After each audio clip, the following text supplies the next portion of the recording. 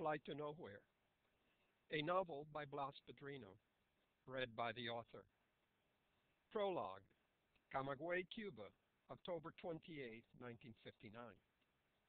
The rain poured in rivers all afternoon, but stopped shortly before the twin-engine Cessna lifted off the slick grass runway.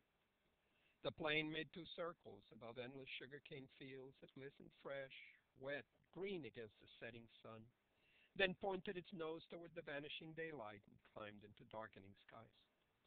The passenger took one deep breath and shuffled the sheaf of papers in his hands. His report did not contain what he'd been ordered to write, but he couldn't bring himself to smear an innocent man. He told them as much over the phone already and felt no apprehension about telling them again to their faces when he arrived. If it meant a revolution inside the revolution, so be it. The ball was in Fidel's court. He stretched his legs and lit up a cigar, leaned back and let his hat dip over his forehead, its wide rim just above the eyebrows. He took a puff and watched the reflection of the burning tip flicker on the plane's window. Fidel will curse and rail for who knows how long. Who cares? His tirades are starting to wear on everyone already. He knows he can't touch me. The people adore me just as much as they fear him. Just the other day he said, if something happens to me, there's Raul. He's so full of shit. Nobody can stand his brother. Fidel thinks I'm going to do whatever Raul wants just because he made him my boss. He's got another thing coming. He can rant all he wants. I'm not going to stab Uber in the back.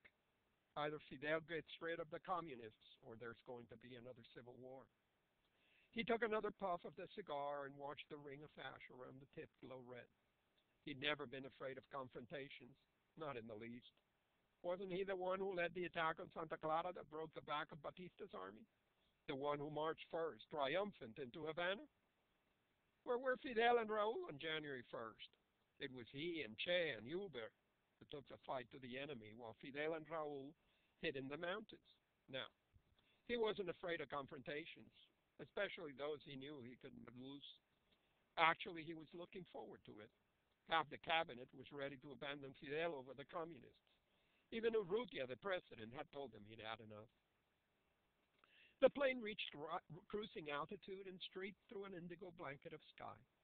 The evening floated beneath him in dark patches, broken by occasional points of light below, huddled like candles on a birthday cake, each cluster marking a small town nestled on the water's edge. All of a sudden, he heard a high-pitched whistle coming from above. 3 bursts of light flashed against the night. The plane shook and banked right, hard. It no longer flew in a straight line, but swerved and shuddered in haphazard fashion, like a kite snapped off from its string. One moment he was glued to the seat by the G-forces. The next he was being jostled like a pip inside a maraca. "¿Qué pasa, coño?" he shouted. He got no answers from the pilot, whose body lay crumpled against the controls. The engine gasped, like a dying man fighting for one last breath. The plane shook again. His head hit something. The hat went flying. The cigar slipped from his grasp. The plane went into a spinning dive. Darkness. Noise. Then silence. Black sky became unfathomed water. Chapter 1. Miami, Florida, summer of 2009. The gray cloud on the laptop screen gasped and sucked wind with each successive frame. It staggered across the ocean with the broken steps of a Frankenstein monster. Or so it seemed when tracked through time-lapse photography. Felix Robles pointed to the black heart at its center. "This is no chicken shit hurricane. Could be another Andrew." "You sure?" Mario Fernandez looked up from his espresso and slid his chair closer. He craned his neck and squinted at the slideshow of satellite photos. Felix pushed his coffee cup across the restaurant table to make room. "You can lay off your Castro's dying news stories and take the thermometer out of his ass for a week or so. When this storm hits, you'll be busy covering it." Mario looked through the window at the little Havana traffic, stroked his mustache, and cleared his throat. "So, we're going to get it." Felix laughed and poked his friend's arm. "I'm a weatherman, not a babalao." He reached for his café con leche and dipped a slice of Cuban bread in it. Wherever it ends up, it won't be pretty. Has the potential to become a Cat 5. He slurped down the bread. Marius' eyebrows bunched up at the bridge of his nose. His signature end of newscast look. At least give me probabilities, a leg up. You must have some idea. Felix shook his head and raised his eyes to the ceiling. You haven't changed since our days at Miami High, always looking for a gap to shoot through. He looked around the room, made sure no one else could hear, leaned closer to Mario and spoke in a whisper. We haven't put out a probability cone yet, so if you quote me on this, I'll yank your hair plugs.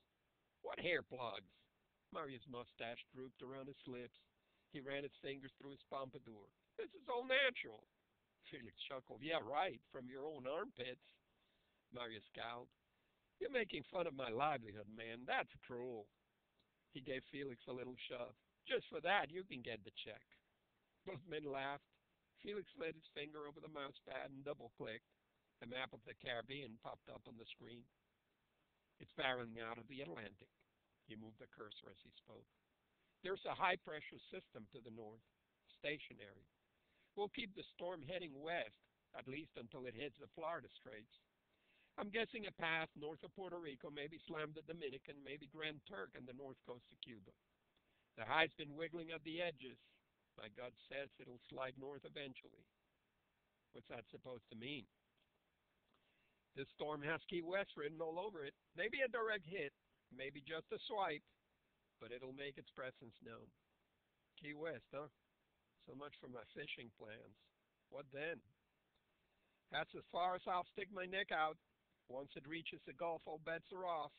If I were you, I'd sell that pretty boat of yours the hell out of Isla Mirada and haul ass for Boca Raton.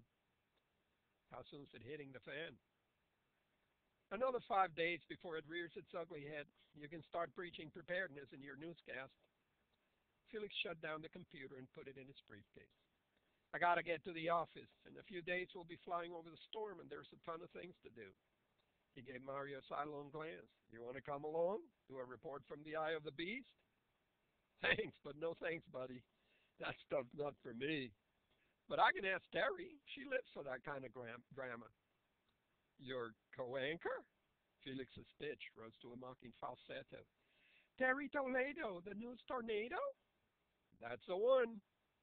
She's smoking hot. I'll take her any day. Don't get your hopes up. She only swoons for millionaire athletes, and you're no Alex Rodriguez. Hey, I may not have a running backs built like you used to have, but I still got my Latin charm. What do you mean used to have? I have you know I can still bench press 250 pounds. Yeah, right. And I'm going to have lunch with the Pope this afternoon. Mario shook his head and gave Felix a pat on the back. You always were the class clown. He got up, wiped his mouth with a napkin, and dropped it on the table. I'll give Terry your cell. Gotta go huddle with the riders. Thanks for the heads up. He touched 2 fingers to his forehead in a semi-military salute and hurried off. Felix gulped the rest of his coffee and whistled to the waitress.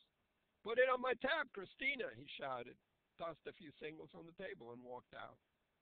It was still early, but the Miami August sun was already roasting the pavement as Felix walked to his Ford Escape. He got in, started the engine, and hit the button that opened the sunroof, just as the air conditioner fan blasted its initial shot of hot air at his face. He turned the AC control knob down to frozen tundra and turned west onto the Tamiami Trail. When the traffic light on Douglas Road turned red, a street vendor ran between the cars, holding plastic bags full of mamoncillos for $1 a sack.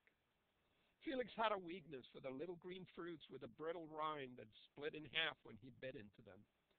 Licking of the silky layer of meat around the seed was as satisfying as a tart taste of the juice. He waved the bill through the open sunroof.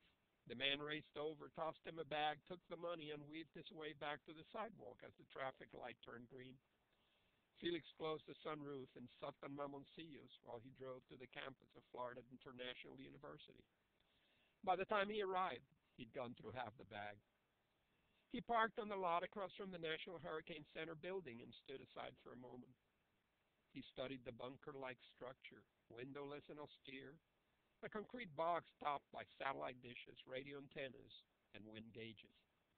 A storm chaser's bat cave. As he walked through the front door, his cell phone began playing Stormy Weather. He flipped the cover open. Felix here.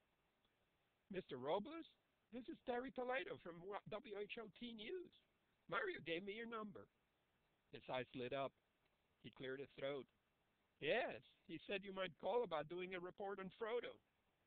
Can you get me a seat in the Hurricane Hunter? There's an open seat on the next flight. I'll talk to the mission coordinator. He paused. I've got to warn you, it's a bumpy ride. I can handle it. Get me on the plane and I'll give you your 15 minutes of fame. Terry hesitated. Well, not 15 minutes, but you'll get 30 seconds in prime time, leading up to 6 o'clock news. What do you say? I'll speak with the PR people this afternoon. They don't mind the press coverage. The P-3 Orion is scheduled to fly out of MacDill Air Force Base in a couple of days. You'll have to come for a pre-flight briefing, day after tomorrow at 1 p.m. Can I bring a cameraman on the flight? There's no room in the plane. You'll have to shoot your own video. I can live with that. Get here by noon and I'll give you a quick tour of the center. I'll be there and I'll bring lunch. How's that? Perfect. See you then. Felix flipped the cell phone cover shut. Yes! He pumped his fist, and Mambo stepped the rest of the way to his office, humming a riff from a Perez Prado classic, while mimicking the band leader's trademark grunts.